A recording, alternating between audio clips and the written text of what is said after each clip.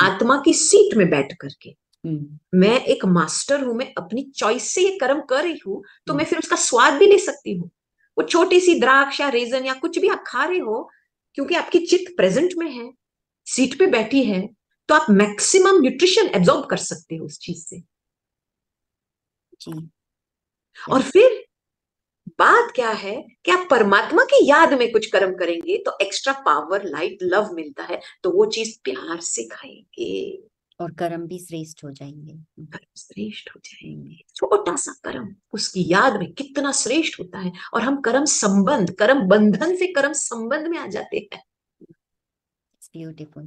Thank you गोपी बहन। और समय की सीमा को हम देख रहे हैं, लेकिन अभी कुछ भाई बहनों के प्रश्न भी आए हैं, तो मैं शॉर्ट में आपसे चाहूंगी कि आप सभी के आंसर जरूर करें। तो पहला तो आया है कि अगर हम निरंतर अपने जीवन में गुड कर्म करते रहें, लोगों की सहायता करते रहें, तो क्या मेरा प्रेजेंट सिचुएशन उससे चेंज हो सकता है? यस। गुड कर्मों का, गुड कर्म माना गुड कॉन्शियसनेस, अपनी गुड संस्कार को यूज करना, ऊपर ऊपर से गुड कर्म नहीं जैसे एटिकेट के हिसाब से, लेकिन अंदर हमारी कॉन्शियसनेस बुरी। जब भी हमारी कॉन्शियसनेस एलिवेटेड होती है और हमारे कर्म अच्छे हैं, हम अवश्य हमारा सिचुएशन, हमारी अनुभूति चेंज होती है। Thank you. Second question is कि अगर आपका जो बच्चा है, आपका चाइल्ड सही रास्ते पर नहीं है, सो आप उसको कैसे हेल्प कर सकते हैं?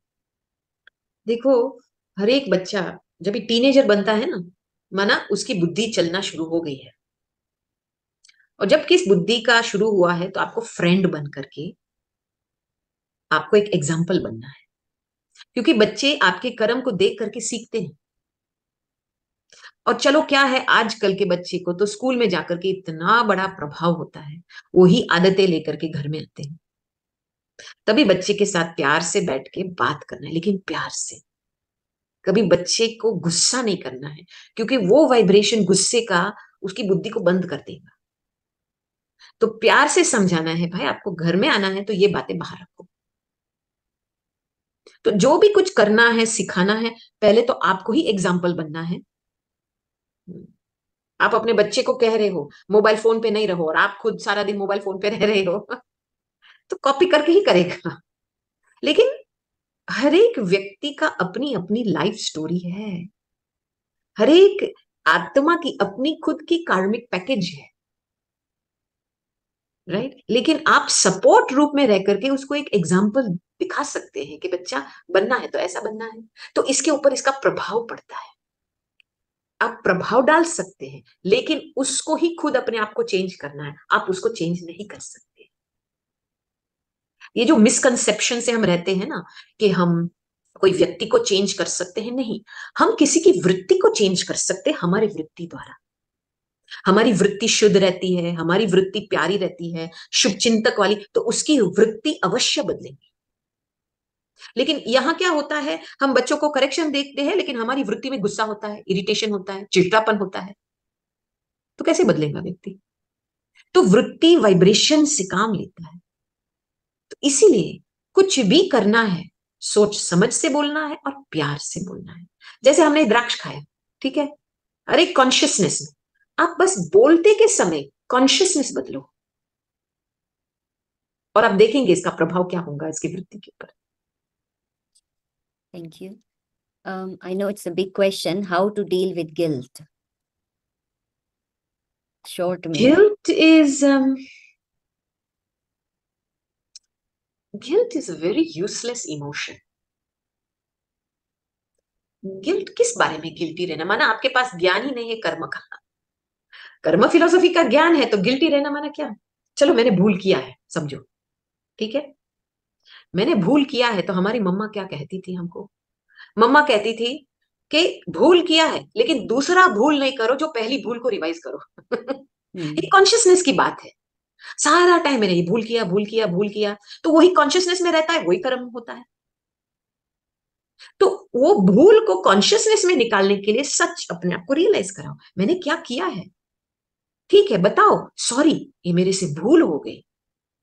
लेकिन हम क्या करते हैं, हम भूल करते हैं, लेकिन उसको महसूस नहीं करते हैं, और हम अपने कॉन्शियस को उस बात से छुड़ाते नहीं है, क्योंकि हमने रियलाइज नहीं किया है। या किसी को बताए, छिपाया है कुछ, और छिपाया है, या फिर एक झूठ पे बोलने से दूसरा झूठ बोला ताकि हमारी इमेज रहे लोगों के सामने। तो अंदर अपनी कॉन्शियंस को फ्री रखना ये मेरे हाथ में है। और चलो अपने आप को देखो, मैंने भूल किया, ठीक है, बता दो, सॉरी, माफी मांगो, और फिर अटेंशन रखो दोबारा भूल ना हो। लेकिन आपने महसूस ही नहीं किया कि मेरी भूल है, तो एक तो आप किसी और को दोषी बनाएंगे, या आप गिल्टी महसूस अपने आप को कराएंगे, अपने आप को ही सजा देते रहेंगे, क्योंकि आपको उस संस्कार या आदत को छोड़नी नहीं है, एडिक्शन है। तो मेनली उस पर रियलाइज तो करते हैं, तभी तो वो गिल्ट का फीलिंग आता है, मैं ये समझती हूँ। थोड़ी लेकिन guilt is different from repentance. Repentance is okay, मैंने कुछ किया, मैंने पश्चाताप किया कि मैंने ये किया, लेकिन you can not extend it, extending it means to be guilty, that's not necessary. जैसे कहते हैं ना, pain is inevitable, suffering is optional, तो repentance you have to do, लेकिन गिल्ट इज ऑप्शनल। सो दोबारा से उसको एक्सेप्ट करके सॉरी भले बोलो, और दोबारा रिपीट नहीं करनी है। ये ध्यान रखना है। Okay, the last question. When we try to work on our sanskar, that time mind creates other thoughts or other way around actions, because when we try to work on ourselves, that might be unfair or injustice to other people around us. So, माना कि जब हम अपने संस्कारों पर काम करते हैं तो कुछ और भी संकल्प मन में रचते हैं, और उसका प्रभाव हमारे कर्मों पर भी पड़ता है। तो उससे दूसरों को ऐसा लगता है कि हम तो अपने ऊपर काम कर रहे हैं, लेकिन दूसरों को लगता है कि ये कुछ गलत काम कर रहे हैं। इसीलिए हम राजयोग में क्या कहते हैं, कुछ भी करो परमात्मा की याद में करो, क्योंकि उसका फल, उसकी अनुभूति आपको मिलेंगी, उसको भी मिलेंगी। आप अकेले करना कुछ चाहते, देखो, आप अपने संस्कार अपनी शक्ति से नहीं कर सकते, अपने संस्कार का परिवर्तन अपनी शक्ति से नहीं कर पाएंगे। जो आपके पास उतनी शक्ति होती तो आप कब से अपने संस्कार को परिवर्तन करते। अभी थोड़ी ह्यूमिलिटी चाहिए, मुझे शक्ति लेनी है, मुझे अपनी कॉन्शियसनेस को परमात्मा से जुड़ा करके इस चीज को समाप्त करना है।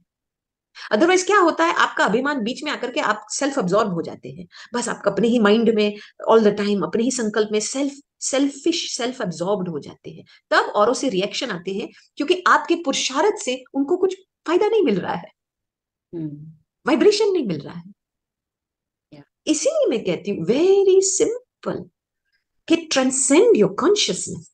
जो भी आप कर रहे हैं, keep it simple, just start sitting on the seat as a soul, connecting with परमात्मा, और उस लाइट माइट से फिर वो कर्म करो, और आप देखेंगे आपके कर्म भी सिंपल हो जाएंगे, आपके मन भी बहुत सिंपल हो जाएगा, बहुत सरल सब कुछ हो जाएगा। ज्यादा सोचने की दरकार नहीं है। आप ज्यादा सोच रहे हो, माना आपका अभिमान काम कर रहा है। ओनली योग से, परमात्मा की योग से संस्कार का परिवर्तन हो सकता है। Thank you so much.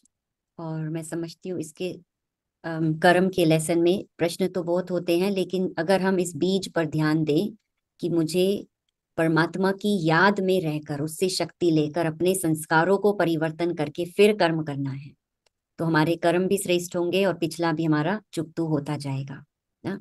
और किसी भी बात में घबराना नहीं है, रुक नहीं जाना है, बैठ नहीं जाना है, मदद लेनी है। और वो जो आपने कॉन्शियसनेस की बात बताई और जो एक्टिविटी कराई वो मुझे बहुत अच्छी लगी। कैसे हम तुरंत उसको, एक ही सेम कर्म को हमने अंगूर खाए, किस कॉन्शियसनेस में खाए, परमात्मा की याद में खाए, सेल्फ सेंटर्ड होकर खाए, या पुरानी बातों को याद करके खाए। तो कैसे तुरंत ही हमारे हाथ में है चेंज करना ना, और क्यों ना हम परमात्मा की सहायता हम लें। एंड थैंक यू गोपी बहन वंस अगेन, और सभी का बहुत बहुत थैंक्स। ओम शांति, हैव ए गुड इवनिंग। ओम शांति।